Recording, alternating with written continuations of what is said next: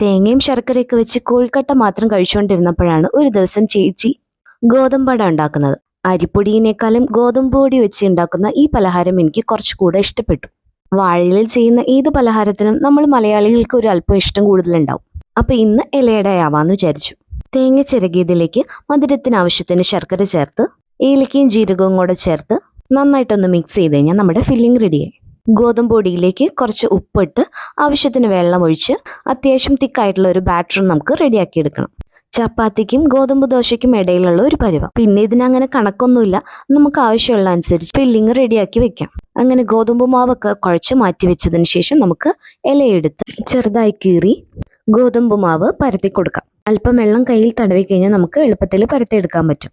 വളരെ തിന്നായിട്ട് പരത്തിയെടുക്കുകയാണെങ്കിൽ അത്രയും ടേസ്റ്റാണ്. പരത്തി കഴിഞ്ഞതിൻ്റെ പകുതി ഭാഗത്തേക്ക് നമുക്ക് ശർക്കരയും തേങ്ങയും കൂടെ ഉള്ള മിക്സ് നന്നായിട്ടൊന്ന് സ്പ്രെഡ് ചെയ്ത് കൊടുക്കാം. പിന്നീട് ബാക്കി ഭാഗം ഈ ഇലയിലേക്ക് മടക്കി ആവിയിൽ വേവിച്ചെടുക്കുകയോ ചെറുതീയിൽ ചുട്ടെടുക്കുകയോ ചെയ്യാം. ഞാൻ എന്താ അപ്പോൾ എല്ലാ ഇലയുടെയും ഇതുപോലെ റെഡിയാക്കി എടുക്കുന്നുണ്ട്. 2 ഞാൻ പാനിൽ വെച്ച് ഒന്ന് ചുട്ടെടുക്കുന്നുണ്ട്. ബാക്കിയെല്ലാം ആവിപാത്രത്തിലാണ് വെച്ചിരിക്കുന്നത്.